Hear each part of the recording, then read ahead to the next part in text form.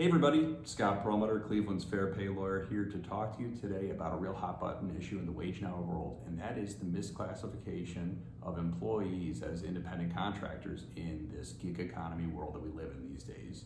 And specifically, there's a case that's got my attention that just got to the doorstep of the US Supreme Court dealing with whether Uber drivers can be properly classified as independent contractors or if they're actually employees. Now, Uber does call its drivers independent contractors and makes them set up their own company in order to do those rideshare services with Uber. But the drivers nationwide a lot of them are suing Uber right now, claiming that we're actually employees.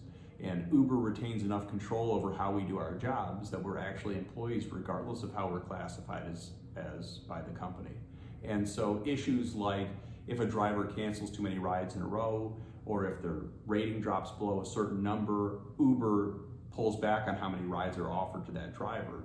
Those are issues that the drivers are saying show that Uber controls us enough that we should be called employees versus independent contractors. And that is really the issue that it comes down to. How much control does the company exercise over the workers?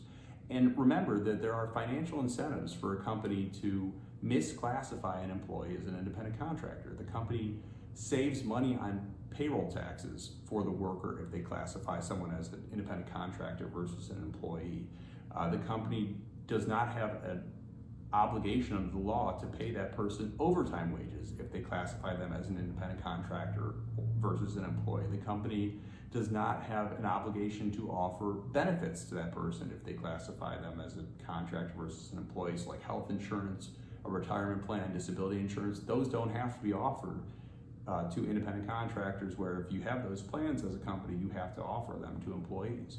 So just because you're classified as a contractor does not make it so you always have to be looking out for your own rights as a worker. And if you have any questions, you can drop them in the box below. You can direct message us, or you can call me for free and confidential consultation if you have any questions about whether you may have been misclassified as an independent contractor when you're really an employee. I'm here and happy to help.